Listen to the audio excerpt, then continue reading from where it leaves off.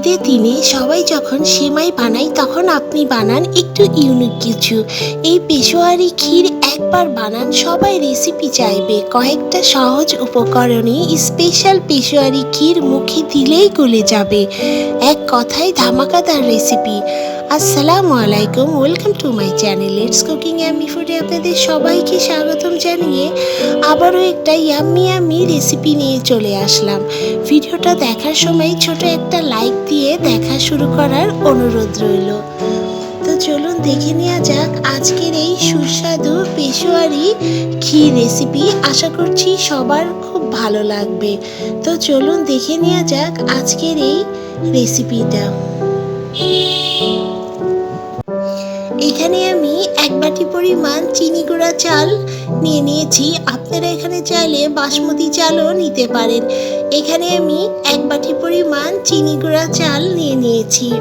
এই চালটাকে এবার খুব ভালো করে ধুয়ে তারপরেই সিদ্ধ করে নিব। এখন একটি প্যানে আমি চালগুলাকে দিয়ে দিচ্ছি এবং এখানে আমি এক বাটি চালের জন্য 3 বাটি পরিমাণ পানি অ্যাড করে দিব।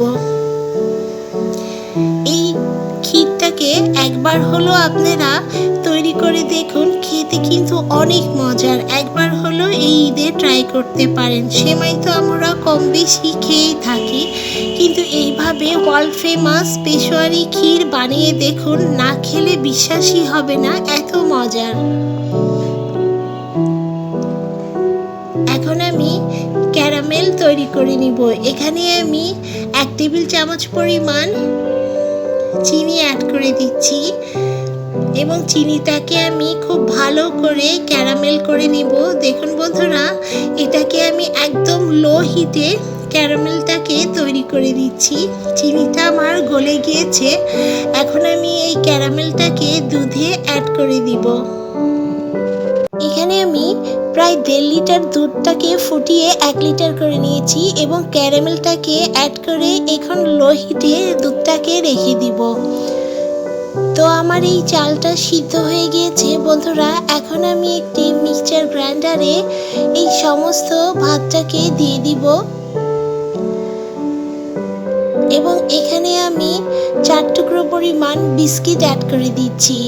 এই পেশোয়ারি ক্ষীরের কিন্তু এটাই সবথেকে ইম্পর্টেন্ট জিনিস যে এখানে 4 টুকরো আপনাদের এরকম বিস্কিট অ্যাড করে দিতে হবে এবং বিস্কিটটাকে দিয়ে এখানে আমি 1 কাপ পরিমাণ তরল দুধ এবং 1/2 কাপ পরিমাণ পানি অ্যাড করে খুব ভালো করে এটাকে ব্লেন্ড করে নিয়েছি।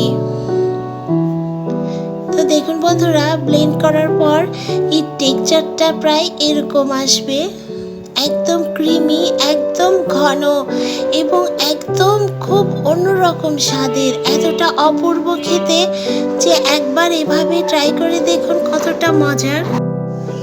এই মিশ্রণটাকে এখন আমি এই দুধের মধ্যে অ্যাড করে দিচ্ছি। এতটা ঝটপট পরিমাণ তৈরি হয়ে যায় বন্ধুরা, একবার তৈরি না করলে বিশ্বাসই করতে পারবেন না এত মজাদার, এত ফেমাস একটা রেসিপি, খেতে এত দুর্দান্ত। এখানে আমি 2 টেবিল চামচ পরিমাণ চিনি অ্যাড করে দিচ্ছি। চিনিটা আপনারা যে যার স্বাদ অনুযায়ী অ্যাড করে নেবেন। তো যখন এভাবে ফুটে আসছে তখন আমি এখানে 6-7টা এলাচ অ্যাড করে দিচ্ছি। আপনারা চাইলে এখানে গুঁড়ো করেও অ্যাড করতে পারেন। আমি এগুলাকে অ্যাড করে দিচ্ছি এবং পরে এগুলাকে সব তুলে নিব। তো এখানে বন্ধুরা আমি কিছু বাদাম কুচি অ্যাড করে দিচ্ছি। এখানে কিছু কাঠবাদাম এবং পেস্তা বাদাম অ্যাড করে দিয়েছি এবং এখানে এবার আমি 1 টেবিল চামচ পরিমাণ ঘি অ্যাড করে দিচ্ছি। ঘিটা দেওয়ার জন্য এই স্বাদটা কিন্তু আরও দ্বিগুণ পরিমাণ বৃদ্ধি পাবে, এই জন্য আপনারা অবশ্যই এখানে ঘি অ্যাড করে দিবেন। সো দেখুন বন্ধুরা, রান্নাটা কিন্তু আমার একদম হয়ে গিয়েছে। এখন কিন্তু আমি পরিবেশন করেই দেখাবো। ভিডিওটা দেখতে দেখতে যারা এই পর্যন্ত আসছেন একটা লাইক দিতে ভুলে গিয়েছেন, ছোট্ট একটা লাইক দিয়ে শেষ পর্যন্ত দেখুন। আশা করি আজকের রেসিপিটা খুবই ভালো লাগবে। তো দেখুন বন্ধুরা, আমার কিন্তু রান্নাটা একদম হয়ে গিয়েছে। এখন আমি একটি বাটিতে এটাকে সার্ভ করে আপনাদের দেখাচ্ছি এবং ওপর থেকে অনেকটা পরিমাণ বাদাম কুচি অ্যাড করে দিয়েছি। রেসিপিটা ভালো লাগলে অবশ্যই শেয়ার করে সবাইকে দেখার সুযোগ করে দিবেন।